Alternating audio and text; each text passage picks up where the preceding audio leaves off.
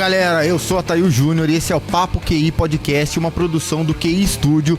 E hoje vamos receber aqui ninguém menos do que ele, que já deu aula para mais de 175% da população de músicos da cidade. Ele que foi eleito o guitarrista mais sexy do Brasil, Paulinho Ribeiro! Obrigado. Paulinho, na verdade, tinha contratado um coral, uma plateia pra vir aplaudir você, pra receber você aqui, mas eles não puderam Ninguém quis vir. Não, ninguém quis vir. A hora que souberam que era você, fala não. Não, melhor não. Mas eu tô brincando. Mas é uma brincadeira que eu fiz, mas realmente, você deu aula... todo mundo que é músico aqui na cidade, eu falo do Paulinho... Poxa, eu já tive aula com ele, foi meu primeiro professor. Eu, desde os meus 14 anos, quando eu descobri que eu queria ser músico... eu percebi que a forma mais rápida de você aprender uma coisa era ensinando. Então, desde os meus 14, eu acabei dando aula. Então, acredito que seja assim. Se não for 175, é uns 170, 160 já. Todo mundo já teve aula com o cara. Não, incrível. Mas, falando desse início, qual foi o seu início na música, né? Aonde que você ouviu uma música e falou, poxa, eu quero aprender a tocar, a fazer um som? Desde pequeno, a minha família toda é envolvida com música. Mas a pergunta sua é quando eu senti vontade. Antes eu queria jogar futebol, né? Gostava de futebol até os 10, 11 anos. E um dia eu tava com um amigo assim, na casa dele, ouvindo música, conversando, coisas de escola, coisas de futebol. E ele colocou Iron Maiden. Ele tinha o vinil do Iron Maiden e colocou lá. E eu falei, cara, o que é isso aí? Eu nunca tinha nem ouvido falar. Que som é esse? Eu falei, eu não sabia eu não sabia na minha cabeça separar os instrumentos. Eu não sabia o que era uma guitarra, o que era um baixo, o que era uma bateria, o que era o cantor. Por incrível que pareça, eu não tinha definição do que era um teclado. E aí eu falei, mas o que é isso? Ele falou, é Iron Maiden. Eu falei, cara, que legal. Eu peguei a capa assim, já vi aquele Ed na capa. Falei, cara, que joia. A partir daquele dia, eu tinha mais ou menos uns 12 anos. Eu falei, cara, eu quero ouvir isso aí mais. E o start foi ali. Aí, o meu irmão mais velho, ele trabalhava num local e que tinha um outro amigo dele que também gostava de rock. Sei. E ele pediu pra ele, falou assim, meu irmão falou que gosta de rock agora, um tal de Iron Maiden, você tem alguma coisa? Tenho. Vou gravar uma fita pra ele. E na época, a fita cassete, ele gravou pra mim Iron Maiden, Black Sabbath, Motorhead e Pink Floyd. Nossa, então foram as 4 primeiras bandas que eu vi na minha vida. Que legal, que legal. E como que foi, como que você começou a sentir essa vontade de dar aula para as pessoas? Quando eu peguei essa fita, eu passei a ouvir. Por exemplo, eu ia dormir, colocava a fita e vinha aquele som calmo para dormir do Pink Floyd.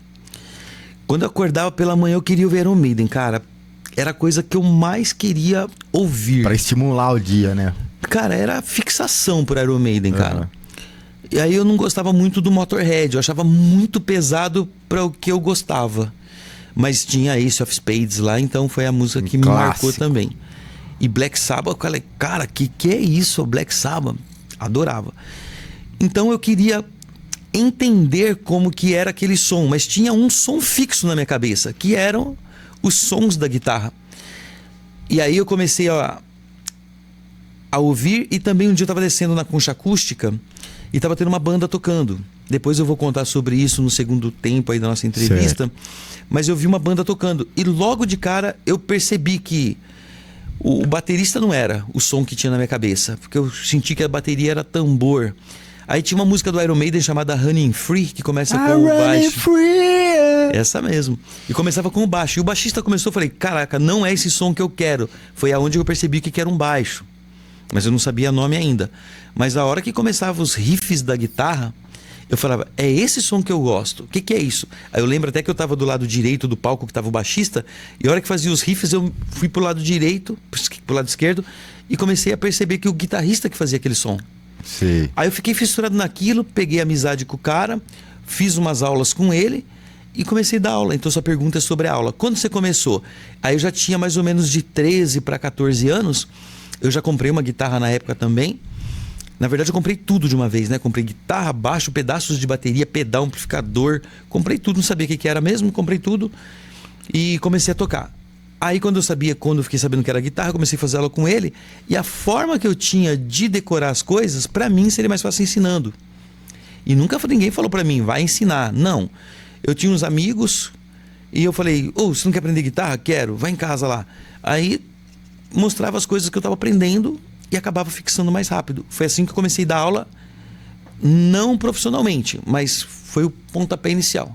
Entendi. Você falou aí da primeira vez que foi no show da banda, que você viu, né, o som da guitarra, que era aquilo que você estava sentindo dentro de você, né? Ouvindo né? Os álbuns e tal. Você teve aquela famosa decepção que todo guitarrista ou músico tem de comprar um instrumento a primeira vez, tocar e de repente falar, poxa, cadê aquele som que eu tava ouvindo? Porque daí você descobre que tem que ter pedaleira, uma guitarra melhor, um amplificador bacana e todo um equipamento ali pra dar o timbre daquele guitarrista, daquela música específica.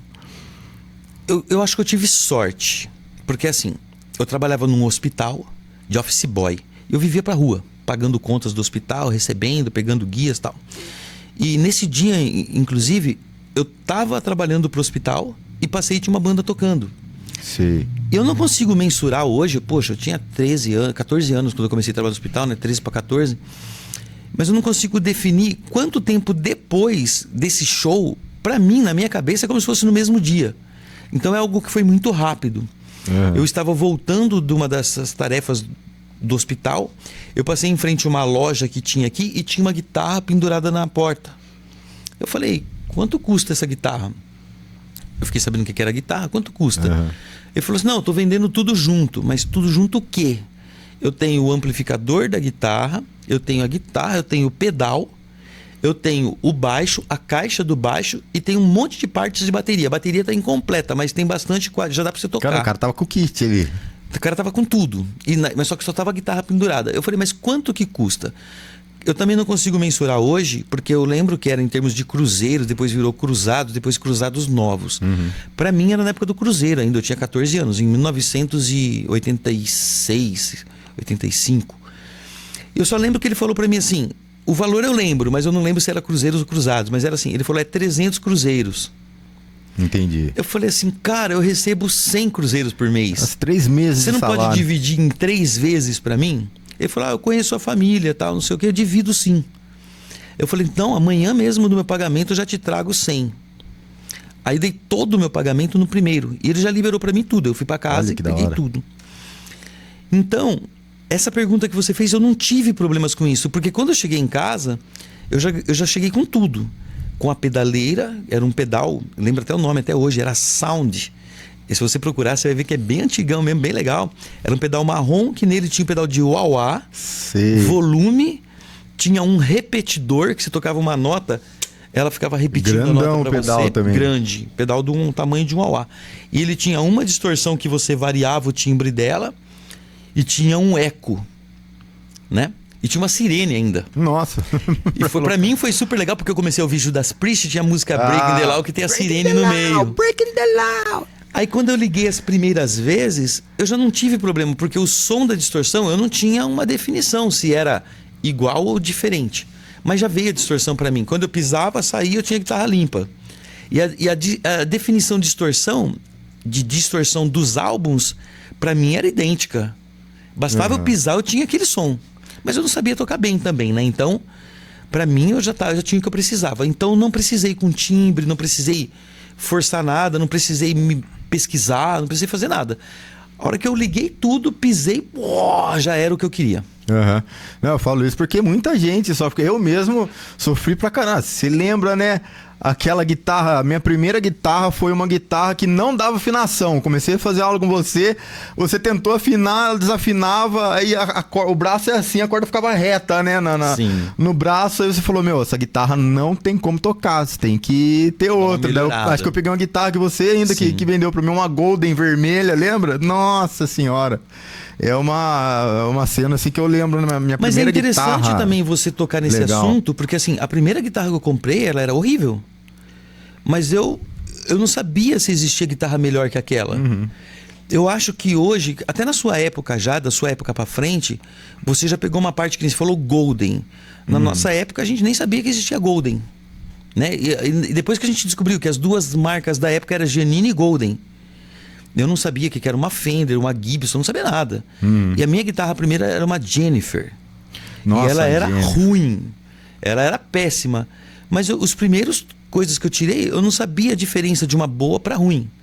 Então, eu só tocava. E vocês tiveram a sorte também, a felicidade de já estar mais modernizado e ter outras opções. As nossas opções eram aquelas. Tá um acesso mais fácil, né? E hoje em dia a pessoa, poxa, olha isso aqui, né? A pessoa escolhe e vai lá. Não, entra na internet ali, vai no site da marca mesmo e já pega tem de direto tudo lá, né? hoje, né? Com certeza. Mas a minha não, a minha primeira foi uma Jennifer e ela era ruim mesmo. Uhum. Depois que eu fui descobrindo quando eu fui tocando, ela era péssima. Inclusive, depois de muitos anos eu consegui comprar ela de volta, eu tenho ela até hoje. Minha primeira guitarra. Ah, é? Ela está desmontada hoje que eu resolvi pintar, deixar uma coisa legal. Ela tá lá com o braço e com o corpo desmontado as peças, mas tá lá. É um projeto Certo. futuro para, olha, minha primeira guitarra. Uhum. E você toca só guitarra, você é um multi-instrumentista, você toca outras coisas também, acho que um pouco de bateria, eu já vi você tocando, já vi você tocando baixo, que dava aula de baixo, cantando, violão, enfim. Quando eu comecei a estudar, os 2 primeiros anos, eu não sabia nada. Até tocar era difícil para mim porque eu sou canhoto, né?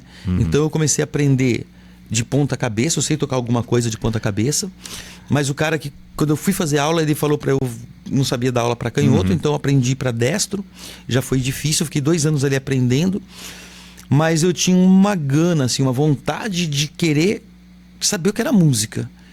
E quando eu falei, não, eu quero viver disso, eu quero conhecer isso, aí eu comecei a estudar e pesquisar mesmo. Daí eu sabia que as notas musicais, por exemplo, Dó, Ré, Mi, Fá, Sol, Lá, Si, os seus sustenidos, eram iguais para todos os instrumentos. Eu falei, quer dizer que um teclado toca assim? Toca. Onde que está o Dó no teclado? Então isso aqui é um Dó, isso aqui é um Dó sustenido e tal. Aí as coisas que eu reproduzia, eu pegava as notas e reproduzia no teclado. E uma viola? A viola é a mesma coisa, com afinação assim, tal. Eu falei, mas é só mudar, tal? É a mesma coisa? É. Pegava, tocava, um cavaquinho, pegava, tocava, um baixo. O baixo é a guitarra sem as 2 cordas de baixo, se for de 4 cordas. Se for de 5 cordas, eu tenho uma em cima que é a mesma de baixo. E segue a regra, seguir a regra. A bateria, eu comecei a sentar, ver como que era, eu sou canhoto, tinha que inverter, assim, tal, eu tinha dificuldade. Mas eu era curioso. Então eu pesquisava, ver como que tocava e acabava tocando tudo. E desde essa época que você começou meio autodidata, vamos dizer, ou você já foi direto numa escola, num professor, tinha alguma escola de música? Aí eu acredito que dê pra gente voltar no início do nosso roteiro lá, que é assim, ó. A minha família toda é musical. Eu costumo dizer, e é uma verdade, que eu sou adotado, né? Eu sou adotado pelo meu avô, meu avô. Eu sou registrado como filho dele, na minha certidão, filho dele. Eu não sou registrado no nome da minha mãe biológica, né? Certo. Então, ele tinha 10 filhos, eu sou o 11º, né? Então, meu pai já cantava no coral da igreja presbiteriana, com a sua família também, Ataíl Júnior, sempre fez parte. A sua mãe eu amo tanto, a sua família eu amo, porque sempre, desde criança, quando eu me conheço por gente, já tinha sua mãe, né? Certo. A sua mãe já era do círculo familiar meu. Então, meu pai já era cantor do coral da igreja. A minha mãe não cantava, mas dos 10 filhos, eu sou o mais novo, eu sou o 11º. Então, dos 10 filhos, os 5 homens ou tocavam violão ou cantavam na igreja. E as 5 meninas duas faziam piano e as 5 cantavam no coral da igreja. Então, os meus irmãos ou tocavam violão, então eu cresci ouvindo Bryan Adams, Elton John, Bee Gees, ABBA, tudo que era cantor famoso, que nem Queen, essas coisas eu já ouvia desde quando eu nasci. Então, Bee Gees em casa, pra você ter uma ideia, meus irmãos separavam as vozes e cantavam na sala de casa. Então, só que eu não gostava de música. Entendi. Eu era o filho que não estava nem aí pra música, enquanto todos tocavam. Todos tocavam e eu não, porque eu só queria jogar bola. Até tem a foto que eu deixei pro Éder, que ali mostra, né? Eu não sei se o Éder quer mostrar, mas aquela foto de infância, a anterior lá, da outra aba, ela ali expressa bem, olha lá, ó. A minha vida era essa daqui, ó, futebol, tá vendo aqui, ó? Eu montei. Time de futebol ali é da desde escola criança eu quis ou montar. um time de amigos? Não, eram uns vizinhos, parentes ali, alguns. Certo. E eu falei assim, cara, eu vou montar um time, porque eu sou jogador, eu quero ser jogador. Eu montei um time. Tá vendo que tem um símbolo na camisa de cada um? Certo. Eu cortei uma calça da minha família lá, eu recortei. Você mesmo que eu fez. mesmo costurei a mão. Pedi pra minha Caramba. mãe, como que costura? Ela falou, você pega a agulha, faz isso, isso, isso, e costurei o símbolo lá e os números atrás. Porque eu queria montar um time, eu sempre fui de montar a coisa, né? Que nem a banda Latitude também. Aham. Então tudo começa até antes. Se você pegar aquela foto lá, tem o pequenininho lá, ó, né? O meu cabelo já era vaidade. Eu não vou falar nada do seu. Não, o meu é lindo demais, cara. Mas olha ali, a foto do meio de baixo já era cabeludo. Naquela foto, a minha barba já era como é hoje. Meu cabelo sempre foi maior que aquilo. Aos 5 anos de idade, meu cabelo era nas costas, assim, era muito comprido, né? Aqui é minha irmã, e foi quando eu quis entrar na Guarda Mirim. Não podia entrar, mas eu entrei porque eu sempre tive uma benção na vida, abençoado, ou sorte, como dizem. Não aceitavam, mas eles tiveram uma visão de que se pegasse um cara pequenininho que nem eu podia ser um mascotinho. Entendi. Então eles me colocaram e eu fui o mascotinho. Tanto que, ó, no desfiles de 7 e 15 de setembro, eu fui colocado à frente. Pode ver, toda a fanfarra tá atrás, a Guarda Mirim tá Você toda à frente. atrás de mim. Eu sou o primeiro, porque eu era tão pequenininho, ó, eu com a polícia ali, ó, os carros da polícia eram Fusquinha ainda, né? Fusquinha preto e Exato. vermelho ainda. Então eles achavam interessante o contexto, a ideia de ter um carinha tão pequenininho à frente, que queria estar como um policial ali e que estava tão engajado em estar ali.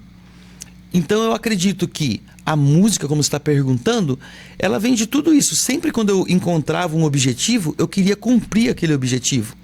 O futebol era meu objetivo, eu ia atrás do futebol.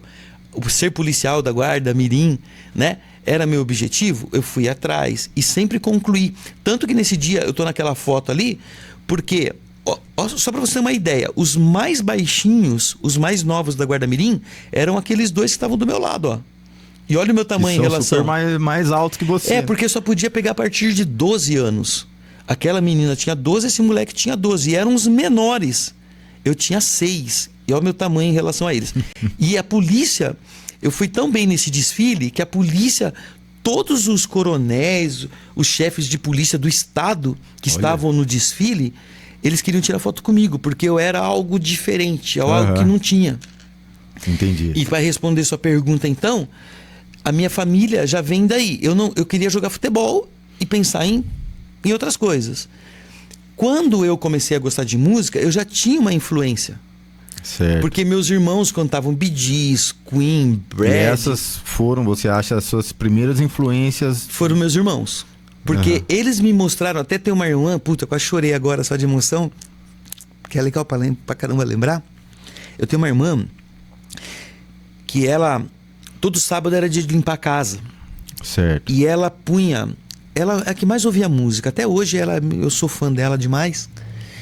E ela limpava a casa ouvindo Chacrinha e Bolinha na televisão, o dia inteiro ouvindo música. E eu chegava brincando com a bola, chutando nos cômodos, aquela coisa toda. Aquela bagunça. Só que eu ouvia as músicas que ela colocava. Então eu acredito que ela foi a maior influência minha. Certo. Porque toda vez que eu lembro de música, eu lembro dela, cara. Entendi. E até depois de grande, atualmente, assim, ela vai assistir eu e ela fala, cara, como que pode ser você ser o único que se profissionalizou mesmo? A gente nunca ouvia você ouvindo música, porque todos nós parávamos para ouvir, para cantar, e você só com a bola, né? E no fim você sabe todas as músicas melhor que nós. Onde que em época que você parou para ouvir?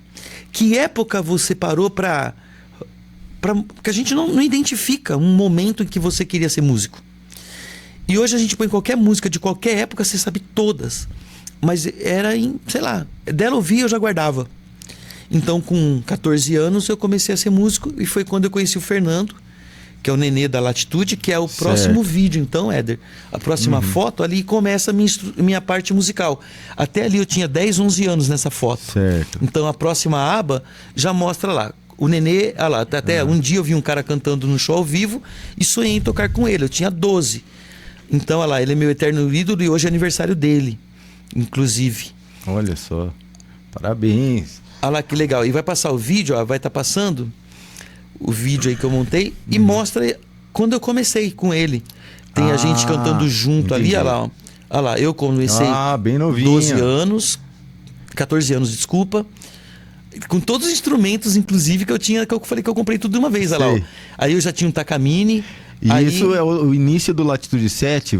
Ou não? É o início com esse... Sim, mas sem o Fernando. O Fernando. O Fernando é assim, ó, na minha história. Ele que é a banda que eu vi tocando. Entendi. Quando eu fui Olha na praça, olha lá, sempre tem eu e ele, né? Que eu sou o meu maior ídolo na música, é ele também, profissionalmente, né? Então essa banda que eu vi tocando, quando tocou, que eu descobri que eu queria ser guitarrista, ele era o cantor. E eu falei, um dia eu vou tocar com esse cara, né? A Latitude ali, ó. Certo. Um dia eu vou tocar com esse cara. E quando você vê essas fotos, olha lá, a gente novinho, olha lá, ó. O Fernando já tá nessa foto. O Fernando entrou um ano depois da Latitude.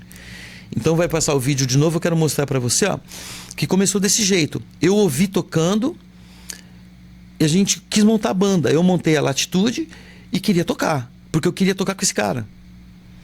Então todos os instrumentos que eu falei para você que eu comprei de uma vez estão ali, ó. Quer ver? Vai traçar um vídeo ali agora. O kit, né? O kit que eu comprei a gente começou a utilizar. Olha que legal que vai ser a próxima da próxima ali. E foi assim que começou então. As minhas influências são os meus irmãos, o Fernando, porque eu vi ele cantando a primeira vez ao vivo. E com 14 anos eu comecei a tocar desse jeito profissional. Olha lá, ó, a guitarra que eu comprei, o baixo que eu comprei lá no fundo, a bateria que eu comprei ali. Entendeu? Então aquele já era o kit, né? Então foi assim que começou, com 14 anos. E você, nessa época de 14 anos, você cantava em público, assim, tipo, fazendo barzinho, palco? Você tinha algum tipo de público? Não. Ó, com 14 anos eu comecei. Com 15 anos, mais ou menos, para 16, o Fernando entrou na banda. E quando eu comecei, eu cantava com o Júlio, que é o cantor oficial da banda, o primeiro, né? Que eu e ele que praticamente começamos tudo. Então tinha o Júlio que cantava. E eu era só o guitarrista, eu não sabia nem abrir a boca, né?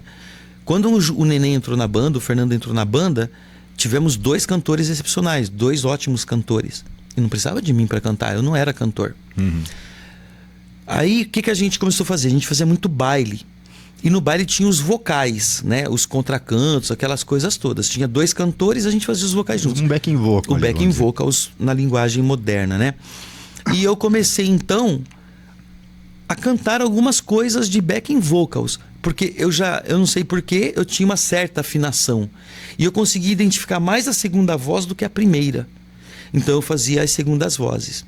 E a banda Latitude teve uma outra sorte, que foi, na nossa época não existia muitas bandas famosas tocando assim no contexto de baile. A gente, se eu falar as bandas, você vai até dar risada que você nem conhece, né? Mas a gente teve essa oportunidade de cantar a gente teve a oportunidade de cantar aquelas bandas dos anos 80, certo. Final dos 80. Aí nos anos 90, a primeira coisa que surgiu grande foi o sertanejo, que foi o Leandro e Leonardo, o Zezé de Camargo, o Chitãozinho e Chororó. Os 3 foram os tops. E a gente incorporou aos bailes da banda o sertanejo. E o Júlio e o Nenê só cantavam as primeiras, eles não sabiam fazer a segunda. E respondendo a sua pergunta então de canto, foi aí que eu comecei a fazer segunda voz. Eu consegui identificar e fazer as segundas vozes e os backing vocals. Aí o que aconteceu? Veio o pagode com o Raça Negra e Só Pra Contrariar. A gente incorporou o pagodinho nos shows da banda. E aí foi quando o Fernando e o Júlio não gostavam de cantar. Então, entendi. Pra gente tocar na banda, nos ensaios, às vezes eles não iam, eu ensaiava cantando esses pagodes. Aí acontecia que no show eles não tinham tirado, vai o Paulinho mesmo cantando, então eu acabava cantando. Uma ou outra. Vamos dizer, tinha 20 pagodes, eu cantava 1 ou 2. E eles cantavam os outros. Mas foi o pontapé inicial. Até tem a música aqui, até hoje, é a música do Ramones, a Pet Sematary. Eles nunca gostavam de cantar essa música. Eles não queriam cantar. É um classicão, todo mundo... Eles a primeira queriam... que aprende do Ramones é Pet Sematary. Então, e eles não queriam cantar. E eles falaram, vamos ensaiar. Daí o Paulinho canta. E até hoje eu que canto. Porque até hoje eles nunca quiseram cantar. Então, foi a primeira música rock que eu cantei com eles. Aí depois veio o axé, né? Que destruiu com tudo. Pra mim, o axé acabou com essa graça de minha vontade de baile. Aí você não incorporou o axé na... Então, eu não queria ser nem a Sheila, nem a Sheila Carvalho, nem aquela outra lá, né? Nem a morena e a loira do Tchan. E porque eu fiquei muito puto na época, porque o empresário nosso, ele queria colocar as dançarinas na frente como o Tchan e a banda de fundo. Foi aí que eu comecei a desgostar de música. E além de que eu achava que as músicas tinham uma qualidade péssima, assim, né? Era muito pequena, né? Não que eu não goste de axé, eu gosto. Tem músicas que eu ouço. Só que na época eu não concordava com Dança da Mãozinha e não sei o que, Segura o Tchan. Eu achava letras pobres. E foi quando eu comecei a querer me profissionalizar muito mais, tocando coisas melhores. MPB, jazz, clássico, essas coisas. Daí foi quando eu fui estudar pro conservatório. E no conservatório eu tinha aulas de canto. Uma das matérias era aula de canto. Então foi aí, de acordo com a sua pergunta, foi aí que eu fui melhorando o meu canto. Mas eu também não era cantor da banda nunca. Entendi. Quando eu saí da banda, eu fiquei um bom tempo, eu voltei pra igreja, que é a presbiteriana que você frequentava. Lá na igreja que eu comecei a ser cantor de verdade. Tocava na igreja, eu tocava na igreja e cantava na igreja. Como não tinha quem cantasse, eu peguei e comecei a cantar as músicas e foi ali que eu desenvolvi muito mais habilidade para ser cantor. E quando eu me divorciei, a minha ex-mulher até foi bem engraçado que ela falou, volta a tocar na noite. E eu fazia só instrumentais.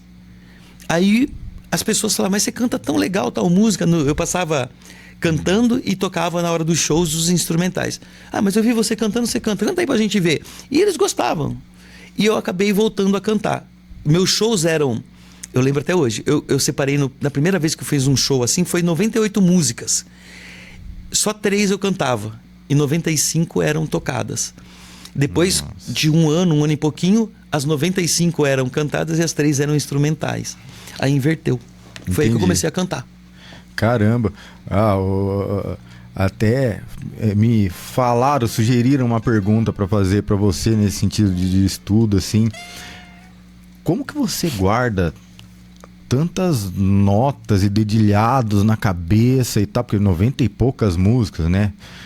Você guarda por cor, Hoje eu tenho mais de 800 músicas prontas em shows. Hoje o meu repertório em shows são mais de 800 músicas. E até uma pergunta que muitas pessoas fazem pra mim, que é exatamente isso. Cara, como você guarda? Não sei. Mas assim, a maior parte delas, até o Éder, quando chegou com a mochila aqui, ele perguntou pra mim, né? Se eu tava com tijolo dentro da mochila. Pesado. Se ele abrir a mochila, lá tem todas as pastas de música. E eu sempre gostei de inglês, né? Da língua portuguesa e da língua inglesa. Certo. E eu tenho mais, até por ter crescido ouvindo Bee Gees. Meus irmãos ouviam 90% de músicas internacionais e 10% de nacionais. E desses 10%, acho que 5% eram de igreja, né? Então, eu tenho mais habilidade de decorar músicas internacionais do que nacionais, né? Eu prefiro muito mais cantar músicas internacionais do que nacionais. Aí, quando eu comecei a cantar, eu sabia todas as letras em inglês de cor e em português eu não sabia. Então, como que eu decoro? Eu costumo dizer que eu sempre fui guitarrista. Eu nunca fui cantor e não sou cantor. Para mim, o cantor é aquele que, como o Fernando, como o Júlio, que eles só sabem cantar, né? Tem cantor que toca, mas sempre ele é mais hábil em cantar, melhor do que tocar. Então, eu sempre toquei. E quando eu comecei a cantar, eu percebi que sem o instrumento na mão, eu não conseguia manter a afinação ou conseguia entender onde estavam as melodias. E se você pegar as minhas pastas, elas só têm letra, elas não têm cifra. A maior parte, vamos dizer que eu tenho lá 800 músicas, tipo, 650 não tem cifra. Só tem a letra. E são poucas que eu preciso de cifra. Às vezes, quando tem muita coisa, ou quando eu não. Às vezes, até porque eu não gosto muito, eu não ligo muito. Então, para eu não esquecer, eu tenho que olhar as cifras. Mas quando eu gosto da música, a música tá inteira na minha cabeça. Inteira. Tanto a letra quanto a estrutura harmônica dela. E até os solos todos. Mas eu respondendo a sua pergunta de novo, cara, eu não sei como que eu decoro. Eu sei que elas fazem parte de mim. Até você comentou com o Éder no começo, que parece... O Éder comentou, falou que a guitarra na mão parece que faz extensão do corpo, né? Que parece que eu não largo dela. Eu acho que sim. Porque pra eu cantar, eu me sinto bem com o instrumento. Mesmo que eu não faça, se eu só for cantar assim, ó, eu tenho a segurança. Se eu tirar a guitarra, eu não sei nem onde põe as mãos. Eu fico sem graça. É um ponto de referência a guitarra. O ponto de referência é a minha guitarra. Porque é através dela que eu acho que eu decorei tudo. Se tem alguma coisa, então, para responder sua pergunta, como que eu decoro?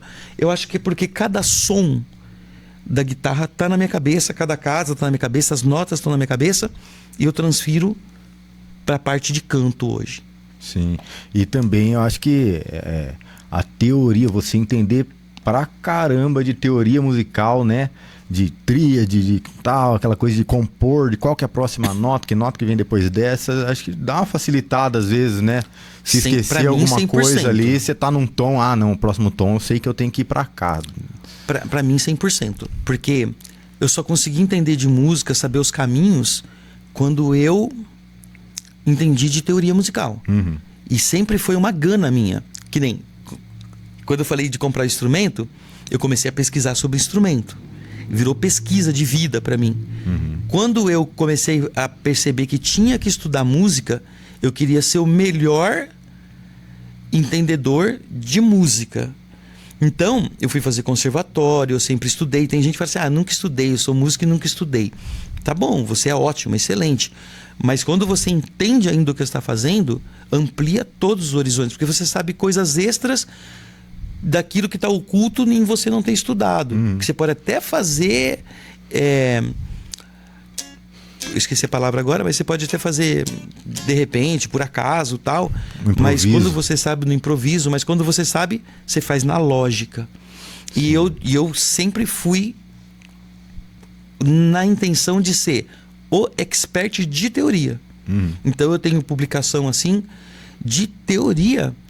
O currículo musical de um instrumentista, eu sei decor e qualquer coisa que você perguntar agora. Caramba. Porque eu domino a teoria musical. Eu lembro que quando eu era pequeno, fazia aula com você de teoria e tal, e você era bem fissuradão, assim, bitolado de, não, tô estudando aqui tal coisa, e tinha um negócio que você tinha criado, parece que era o círculo. Isso. O círculo, tipo, hoje em dia a gente tem círculo das terças. É o relógio, né? É um reloginho que sai de uma nota, passa por todas as outras, tipo, aquela matemática toda, até chegar nela de novo, cair nela de novo, alguma coisa assim. Sim, e essa é a publicação que eu falei pra você.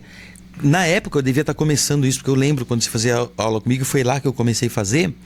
Hoje isso está estendido a todo e qualquer assunto da música, inclusive em harmonias funcionais e práticas. Eu tenho todos os relógios de qualquer assunto de música que você imaginar. Esses relógios eu profissionalizei tanto eles, que hoje tá na ideia de transformar num app. Né? Um aplicativo. Olha, aí sim, tá ali no celular. E achei legal você lembrar isso, cara. Que legal. Você estava no começo de quando eu comecei a criar esse material. Sim.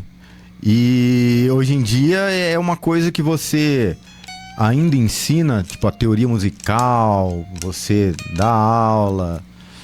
Então, Otail, depois da pandemia, a minha vida teve uma mudança enorme.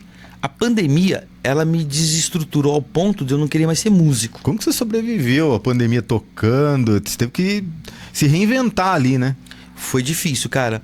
Eu posso até afirmar assim, pra mim a pandemia durou 3 anos. Certo. E não 2, durou 3. Eu posso afirmar pra você categoricamente que você fez parte da minha escola. Você lembra quantos alunos tinha na aula de harmonia e teoria? Bastante. Até tem uma história engraçada que acontece com você dentro da sala de aula, né? Sim. Porque eu posso contar essa história rápido? Não, deve, é engraçado. Até vou contar não só pros seus ouvintes, como pro nosso Éder. Nosso diretor. O Ataíl sempre foi de brincar muito. E ele era muito criança. Quantos você tinha, cara? Menino zoeirinho. Cara, eu acho que eu não sabia nem ler direito. Tô brincando. Acho que devia ter uns 10. Se tinha uns 10. Só que o Ataíl era o tipo assim, que ele era brincalhão, ele queria pegar amizade com todo mundo, era um cara super legal, né? Só que às vezes ele extrapolava na brincadeira dele. Ele queria ter amizade com os grandes, e às vezes os grandes não entendiam que ele era uma criança querendo brincar. Os caras estavam num outro nível de zoeira. Mais pesado. Outra coisa, né? E aí o engraçado foi que naquele dia eu tinha mais ou menos uns 30, 50 alunos por sala de aula de teoria. E o Atailzinho era um deles. E era homogênea. Os caras me chamavam de Barbie, lembra? De Baby também. Idades de 80, 50, 70, 30, 20 e 10, que nem ele. E o engraçado é que naquele dia ele começou a fazer uma brincadeira em sala. E eu saí para atender uma pessoa, bem na hora da aula eu saí para atender uma pessoa à frente, na recepção. E quando eu voltei para a sala, tinha dado algum BO lá dentro que eu não estava na sala, eu não sei o que aconteceu. Só sei que o pessoal foi lá, pegou ele pela cueca, que era a moda do cuecão. Fazer um cuecão, que todo mundo gostava disso. E pegou assim na cueca dele e ergueu ele pela cueca. Não, foi um de cada lado. Foi um de cada lado. 10 aninhos, molequinho, levantou ele lá em cima, né? Eu lembro quem foi até hoje. Não precisamos citar nomes. Não precisa citar nomes, mas é o grande baterista aí da cidade, que se tornou um grande baterista. Então, aí naquele momento, excepcionalmente naquele momento, quando eu voltei pra sala, tava um clima, porque ele não tinha gostado da brincadeira, que eu acho que ele não conhecia a ideia do cuecão. E ele ficou chorando, ficou triste, água no olho. E ele pediu pra ir embora. Eu lembro que a aula terminava tipo umas 10 da noite, sei lá. O Ataíl, fica aqui pra você ouvir isso. Até é engraçado. Porque daí eu falei assim, ó, gente, pelo amor de Deus, ele foi embora. Vamos fazer o seguinte, a aula acabou, todo mundo vai embora porque eu conheço o pai dele. Vocês podem ter certeza que o pai dele vai vir aqui agora. Eu não quero que tenha atrito com vocês. Ah, mas não deu 5 minutos, estaciona o carro do Ataíl lá, com o Atailzinho pedindo satisfação do que tinha acontecido. Eu falei assim, Ataíl, sinceramente, eu não estava na sala, eu não sei o que aconteceu, eu vou procurar saber a partir de amanhã, mas eu já tinha certeza que ele viria, porque conheço ele desde sempre. E aí, amanhã eu resolvo isso, mas eu dispensei todo mundo rápido, porque eu sabia que ele viria, porque defendia sempre, conhecia a família dele, gente boa pra caramba. Eu falei, mas uma coisa eu quero te deixar clara, é que o Ataíl sempre brinca com todo mundo, e acho que o pessoal não entende muito a brincadeira dele. E acabou que ficou nisso, né? E foi bem, o Ataíl, o pai me perdoou, o Atailzinho tá me entrevistando sem faca e sem revólver, significa que me perdoou. De boa, eu tô ligado que eu fiquei... Porque na real, o que aconteceu? Os caras puxaram a minha cueca. Vou saber hoje. Os caras puxaram a minha cueca tão forte que me levantaram. E a cueca rasgou, cara. Aí, tipo, eu fiquei, pô, minha cueca, os caras rasgaram minha cueca e tal, criança, né? Mas, pô, eu sei que você vai dar agora, depois do que a gente terminar o episódio, uma cueca autografada sua. Perfeito. Já tá pago, já era. Já que você tocou nesse assunto, eu quero até estender um pedacinho aqui, ô Éder, que esse mesmo pessoal que fez isso virou uma moda. Você lembra a época do cuecão? Ficou moda em Avaré inteiro, em todo lugar, só falava-se disso, né? E uma vez, esse mesmo pessoal, que eu não vou citar nome, mas eram uns 8, né? Tudo aluno que hoje eles são todos famosos aqui na região, né? São todos músicos famosos hoje, então... conhecidos na cena. Eles falaram pra mim assim, tinha uns 8 ou 10. Ô Paulinho, vamos fazer um churrasco na sua casa? Vamos, tá bom, na sua escola e tal. E eles eram muito parceiros, assim como o Ataíl sempre foi meu, né? Aí marcaram um churrasco. Aí cheguei lá, fizeram a carne, estávamos comendo. Cara, de repente um fez cuecão em um. E do mesmo jeito rasgou, saiu por cima a cueca, né? E nós morávamos ao lado de um escritório de advocacia, que no fundo tinha uma árvore muito grande, de muro, dividido por muro. Só sei que virou moda, os 10 que estavam lá dentro ficaram sem cueca, os 10 foram rasgados. E o pior de tudo, a cada cueca rasgada eles jogavam na árvore do vizinho. Nossa, daí no outro dia, no dia útil, veio os advogados na minha casa, viu? Nós estamos lá na nossa árvore, em vez de nascer maçã, nasce cueca. Que história é essa? Que tá Tinha acontecendo? 10 cuecas rasgadas na árvore. Mas não... então eu tô pedindo hoje pro seu pai que tá sabendo da história de hoje. Então era uma coisa que ele provocou, que a cueca até eu fiquei sem. Então, é mais ou menos isso que eu conhecia, entendeu? Nem eu sabia o que tinha acontecido na sala até hoje. Fiquei sabendo agora. Então, reverberou lá na frente no churrasco da sua casa, dentro do cara. Nossa. E você, conta um pouquinho, eu vejo sempre você na faculdade tocando e tal. Você tá fazendo faculdade também, né? Conta Sim. um pouquinho. Surgiu assim, a gente tá falando da pandemia, que foi difícil para mim para concluir aquela pergunta e entrar nessa. Na pandemia, eu praticamente perdi tudo e o primeiro ano de pandemia para mim foi muito difícil, mas automaticamente eu ganhei mais do que eu ganhava tocando, porque eu tinha tantos alunos, eu tinha 100 alunos na escola, né? Mais de 100 alunos. Bastante. Semanalmente eu atendia mais de 100 alunos, era lotado. Então, não existia esse negócio de live, né? Quando entrou o primeiro ano de pandemia, eu resolvi fazer os shows que eu fazia ao vivo numa live. E eu tive, acho que foi um dos primeiros a fazer live em Avaré. Ninguém sabia nem o que era live, nem eu sabia. Foi bem se eu fizer um show ao vivo pela internet. E fiz. No outro dia tinha um monte de gente fazendo live. E naquele primeiro ano, como era algo inédito e diferente, eles mandavam dinheiro pra mim. Cara, eu em casa, eu falei, eu vou viver sempre de live.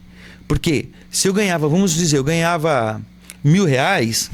trabalhando a semana inteira que nem louco, das 7 da manhã às 10 da noite, na live eu fazia uma e ganhava 3, 4 mil reais. Olha na só. Live, em casa.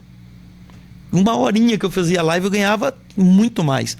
E durante o primeiro ano de pandemia foi assim, eu ganhei muito mais. Se manteve fazendo live. Sim, só que no segundo ano, que ninguém esperava, todo mundo esperava que duraria 3 meses, 1 mês, 3 meses, durou 2 anos inteiros ou 2 anos e meio. Né? Sim. E aí no segundo ano ninguém mais tinha dinheiro para dar. As minhas lives pararam de funcionar. E foi quando eu comecei a gastar. Você faliu todo mundo daí. Eu falei todo mundo. Aí eu comecei a falir no segundo ano. Porque eu usava esse dinheiro que eu tinha conseguido no primeiro ano, não acabava a pandemia. Eu fui gastando, e em 6 meses acabou o dinheiro. E nos próximos 6 eu tive que começar a vender as minhas coisas. Então eu vendi piano, vendi violão, vendi guitarra, vendi tudo. Com dor no coração? Não? Tudo, me desfiz de tudo, né? Então, só que daí eu pensei assim, bom, agora vai voltar, vai reestruturar depois no terceiro ano. Que nada. Todos os alunos queriam continuar fazendo aulas online. E eu não me adaptei. Eu não consegui. Cara, eu achava ridículo eu ter que fazer assim, eu tô com a guitarra aqui, ó, esse é um Ré. E na tela falava, não, o dedo 2 seu tá de casa errada. Mas qual que é o dedo 2? Não dá pra você pegar. Não dá pra pegar ali no dedo do cara. Mostrar onde que é. Eu fui desgostando, cara. Conclusão, eu cheguei a não ter mais nada, nem aluno. Então, respondendo a primeira pergunta para entrar nessa, eu falo para você assim, quando voltei da pandemia, eu tinha, tipo assim, 7 alunos, 10 alunos. Dos 100 eu tinha 7. Dos 100, 7. Hoje eu devo ter 3 ou 4. E eu desisti. Eu não queria mais nem ser músico. Eu não queria mais tocar, não queria mais fazer nada. Não queria pra minha vida mais. E bem nesse momento, o reitor lá, o vice-reitor da faculdade, que eu dava aula pro filho dele, eles me ajudaram na pandemia também. Sim. Ele falou, Paulinho, mas você é um cara tão inteligente, putz, todo mundo gosta de você. Eu tinha criado, antes da pandemia, um personagem para a faculdade, para a FSP, UniFSP. E eu tocava lá recepcionando as pessoas. Ele falou... Eu lembro que eu ia com uma máscara, ia tudo lá. E ele falou assim, a gente quer você aqui na faculdade, porque você atrai as pessoas, a gente quer você aqui dentro para você achar as pessoas que gostam de cantar, faz as quartas musicais, e movimenta essa faculdade. Nós vamos te dar 100% de bolsa. Me deram 100% de bolsa e estou concluindo agora o último termo já, esse ano aí, de administração. E foi assim que começou a faculdade.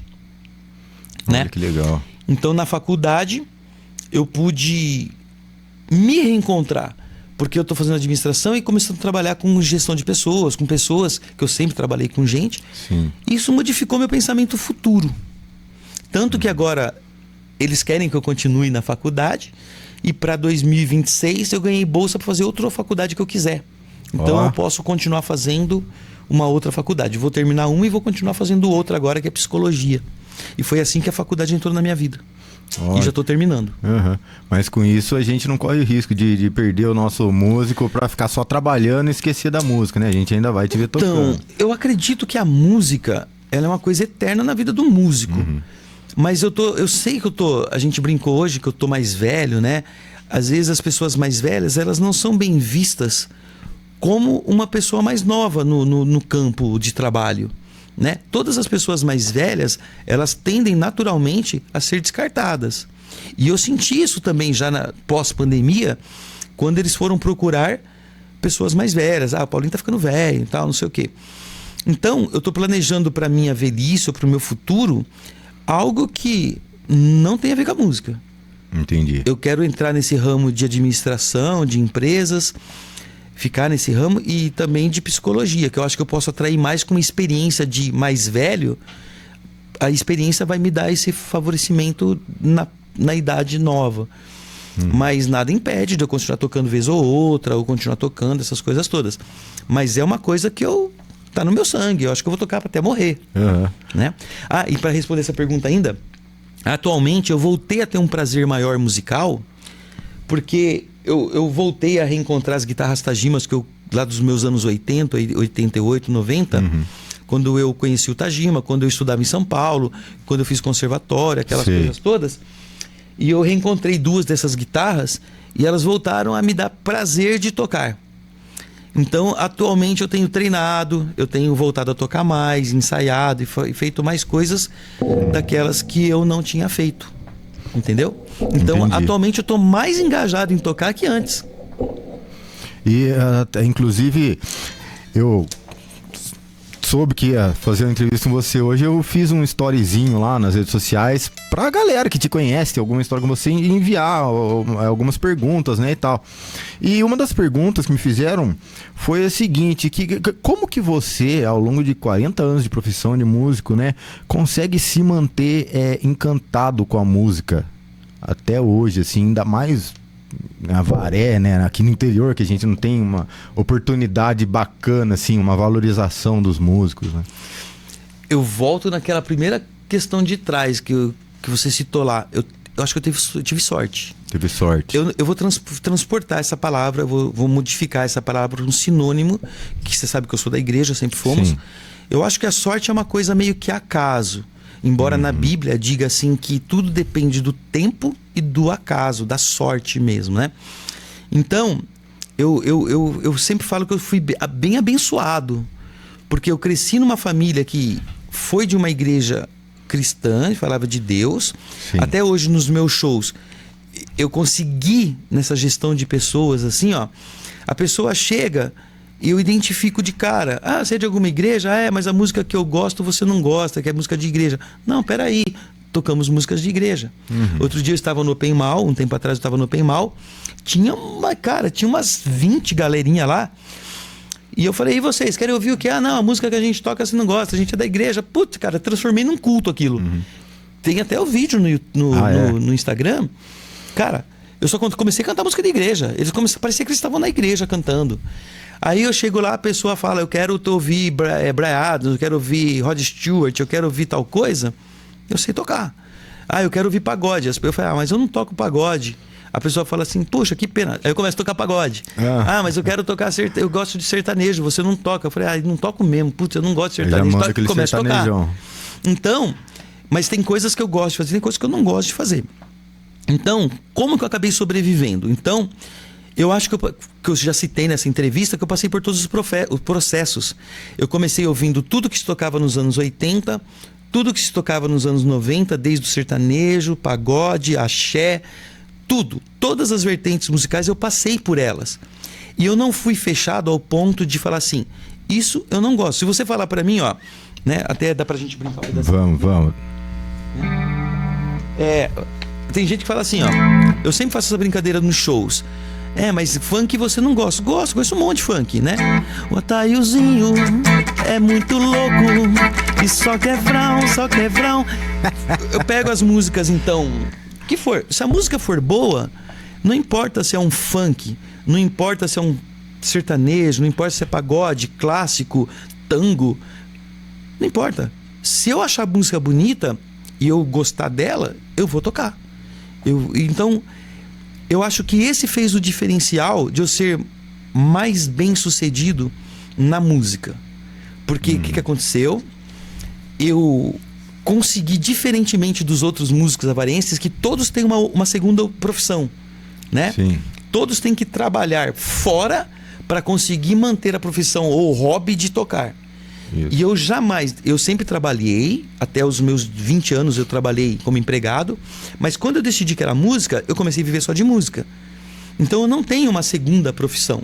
A minha profissão sempre foi, desde os meus 20 anos de idade, só música. E eu acho que eu consegui, diferentemente deles, é que eu tinha a mente mais aberta.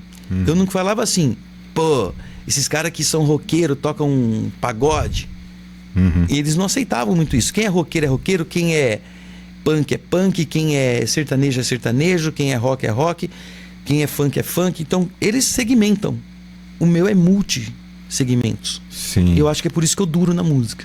Entendi. E qual que foi, você lembra qual que foi o primeiro cachê da sua vida, assim, que você ganhou pra tocar? Poxa, tem a foto no Insta ali, cara. No Instagram tem. Tem o primeiro cachê nosso. Ah, é? Tem a foto. A gente novinho ali, com o primeiro cachê. Depois vocês procuram, se quiserem postar depois. Tem sim. Sim. E foi até uma história engraçada isso daí. Porque do mesmo jeito que a gente ganhou o primeiro cachê, a gente perdeu o primeiro cachê no mesmo dia. Ô, louco. Mas de que jeito que a gente perdeu? Jogou, assim, apostaram? O que aconteceu? Não, foi pior que isso. É uma história legal pra se contar. É que assim, o primeiro cachê nosso oficial foi quando a gente foi tocar em Itaí. Num bar em Itaí. Sei. E a gente não tinha como se locomover de Avaré para Itaí, para levar as coisas. E o tio do Javaro, ele tinha um caminhão que ele vendia, tipo hoje, parecido com aqueles da Elma Chips. Aqueles caminhão baú que você abre, então só tem o corredor do meio e as prateleiras nas laterais, cheio de Elma Chips. Hoje eu vejo ele assim. Então ele falou assim, gente, eu vou para Itaí à tarde, eu vou fazer a região de lá e volto amanhã de manhã para Avaré. Poxa, então eu levo vocês dentro da carroceria à tarde, deixo vocês em Itaí e de manhã, quando eu estiver voltando para Avaré, que eu vou posar fora na região, de manhã eu volto, pego vocês com seus instrumentos e trago vocês para Avaré. Entendi. Perfeito. Fomos na carroceria do caminhão, levou tudo, beleza. Na volta, no posto de guarda, o guarda parou nós. Caramba. Aí ele falou assim, eu preciso que você abra atrás. A hora que abriu, tava tudo nós dormindo dentro. Molecada lá, jogado, 7, 8 horas da manhã dormindo lá, porque a gente tinha dormido no restaurante que a gente tocou. Entendi. A gente dormiu no chão e a hora que ele foi buscar nós, tipo 7, 8 horas da manhã, a gente entrou dentro da carroceria e dormindo com o cachê na mão e não precisava pagar nada pro motorista, né? Mas daí o guarda pegou, pediu pra todo mundo descer e deu a multa. A gente usou o cachê pra pagar a multa. Pra pagar a multa do cara. Inclusive tem a foto com os policiais, porque a gente era tão idiota que a gente falou, vamos tirar uma foto pra guardar esse momento? Então tem essa foto no Instagram, o caminhão aberto, os policiais lá e a gente com o instrumento, tudo assim, recebendo a multa com o dinheiro na mão. Entendeu? Nossa, tem essa foto lá. Caramba. E voltando um pouco nessa parte do estudo, você fez conservatório fora de Avaré, obviamente. Sim. Foi em Tatuí? Tatuí. Quanto tempo de conservatório? Então, na verdade eu estudei muito antes do conservatório. Eu fiz várias escolas preparatórias porque o conservatório era muito difícil de entrar. Puxado, né? Eu fiz após os 20 anos, né? Acho que eu tinha 20 anos ou 21 quando eu fiz conservatório. E a regra era, até 14 anos você não faz provas. Depois de 14 você faz provas para entrar. E as provas eram extremamente difíceis. E como eu falei para você, eu sempre procurei estudar e ser o melhor no estudo. Então, quando eu fiz o conservatório, eu já tinha passado por Eduardo Danui do Dr. Sim. Caramba. Né? O Eduardo Danui foi em 91. Fera, hein? Ele foi meu primeiro professor para valer. Ah, né? é? Dos profissionais mesmo. Mas eu já tinha tido aulas aqui, inclusive para aprender partitura. Foi uma professora que veio de fora fazer aula comigo. Ela era professora de piano na cidade dela. E ela veio para fazer aula de violão, porque ela falou que queria fazer com o melhor. E falavam que eu era o melhor da cidade. E eu não sabia partitura. Inclusive eu dava aula por tablatura, né? Por cifragem. Cifra. E ela pegou e falou para mim assim, cara, como que você não entende partitura? Eu já tinha feito aula com o professor Teixeira, né? Que era o mestre dos mestres de Avaré, Teixeirão. Eu tinha feito aulas com um monte de gente e não entrava a partitura na minha cabeça. Aí eu dando aula para ela de violão, ela falou: eu te ensino partitura se você der um desconto na mensalidade. Eu falei: então vamos fazer uma troca, na verdade. Eu quero aprender piano, ser melhor no piano. Você me dá aula de piano, eu te dou aula de violão. E você me ensina preparatório para o conservatório. Cara, na primeira aula dela, uma única aula dela, na verdade eu fiz acho que uns 6 meses de aula com ela, mas na primeira e única aula que ela parou, eu aprendi partitura com ela em uma aula. Então era didática. Então eu aprendi naqueles momentos música muito rápida. Eu fui fazer aula com o Totti, que é o baixista, né? Sim. E o Totti era um dos mais experientes de harmonia, porque já tinha feito conservatório. Então eu juntei os dois. Eu fiz aula com essa moça de partitura e aula com o Totti de harmonia. Aí quando eu fui fazer a prova do conservatório, era dividido assim, ó. Lá eram 8 anos de conservatório, para se formar 8 anos, para quem entra no primeiro. E as provas vestibulares eram feitas para primeiro, segundo, terceiro, quarto e quinto. Você não podia fazer sexto, sétimo, oitavo. Pelo menos 3 anos você tinha que cursar lá. Entendi. Então eu fiz a prova do primeiro ano em 5 minutos. Caramba, já tava com tudo na cabeça. Tava tudo. Aí eu falei: posso fazer a prova do segundo? Pode. Peguei a prova do segundo, fiz em 10 minutos. Posso fazer do terceiro? Pode. Rapidão. Posso fazer a prova do quarto? Pode. Fiz. A do quinto? Pode. Aí eu falei: quero fazer a do sexto. Não pode. Então eu fiz a prova do 5 e entrei no sexto. Olha só. Então tanto na prática quanto na teoria eu já entrei no 6º ano. E concluí rapidamente, em 2, quase 3 anos, o conservatório. E você tem aquela carteirinha do mundo? Da OAB, tenho. E tipo, você sai do conservatório já com ela ou você precisa fazer outra prova para pegar a carteirinha? Na época você precisa fazer uma prova lá em São Paulo, na Ordem dos Músicos do Brasil, que te credenciava como músico. Então eu fui para lá e fiz essa prova lá. A prova era ridícula. Então não teve nem graça. Tem gente que fala que, tipo, não serve pra nada. Indiferente, serve pra nada a carteira, né? Não serve pra nada. Não serve pra nada assim. Eles têm o poder de parar um evento se músicos que estão tocando, se pelo menos um responsável técnico, né, pela banda, se nenhum tiver OAB, e se um tiver o responsável técnico, ele mantém o show. Isso já aconteceu com a gente. Ah, é? Nós estávamos fazendo o carnaval aqui na Associação Atlética Avarense uma vez, e a OAB veio fiscalizar. E chegou no palco, quase todo mundo tinha OAB. Só que nenhum tava com ela no bolso, e eu tava. E eu também já era o dono da banda, daí falou assim: tem alguém com a carteirinha? A minha tá aqui, então nós vamos ter que parar. A minha tá aqui. Daí pôde fazer por causa de mim. Porque eu tava com a OAB na mão. Nossa, que sorte. E ninguém tava, na época não tinha. Procura no celular. Tem. Caramba. Antes tinha que estar com ela na mão. E falando de instrumento um pouco, acho que a guitarra, se você tem a guitarra mais famosa de Avaré, né? Pelo menos pra mim, todo mundo, pô, e aquela guitarra do Steve Vai, como que tá? Essa até falaram que você linda, tinha né? vendido uma época, daí eu falei: nossa, mas será que aquilo lá é o xodó do Paulinho, aquela guitarra dele, que eu conheço ele? Então, essa guitarra aqui vai fazer quase 30 anos, né? E eu fui o primeiro também a ter uma guitarra de qualidade em Avaré. E essa guitarra aqui eu demorei quase 3 anos. Não, demorou 2 anos para ela chegar na minha mão. Caramba. Porque na época ela não tinha o comércio exterior aberto. Eu precisei importar essa guitarra, trazer dos Estados Unidos, né? E a história que você fala de vender ela é uma realidade. Essa guitarra eu vendi. Só que a pessoa que comprou, ela é muito próxima, né? E ela praticamente não aceita também a ideia de que essa guitarra não esteja comigo. Sei. E então foi muito engraçado. Vamos dizer assim, usando uma palavra fictícia, mas que dá para ver bem. Entender. É tipo um investidor que comprou essa guitarra, mas não aceita que ela seja fora da minha pessoa. Então essa guitarra está sempre comigo. Entendi. Eu tenho várias opções. Herdar de volta, entendeu? Eu tenho a opção de comprar de volta, mas a opção atual é que ela está comigo. Entendi. Entendeu? E ela é linda demais, né? Eu lembro que mas ela não me pertence mais, entendeu? Entendi. Ela não tá pertence sempre com mais, você. Não, ela você tá comigo quer o dia tocar inteiro. e você tem a liberdade de levar ela, fazer um show, alguma coisinha então, assim. é até engraçado você falar isso, porque a pessoa também não quer que eu faça show sem ela. Ah, entendi. Então toda vez que eu vou tocar, é uma cláusula ali, vamos dizer. Uma cláusula não, contratual ó. que tá bom, eu te ajudo, a guitarra é sua, mas é minha. Quer dizer, entendeu? Mas toca com ela, toca, eu quero ver você tocando com ela. Eu falo, não, mas é uma guitarra muito cara. Se acontecer alguma coisa, é um investimento alto e tal. Então eu evito levar. Até porque eu tenho várias guitarras, né? E eu tenho usado as outras.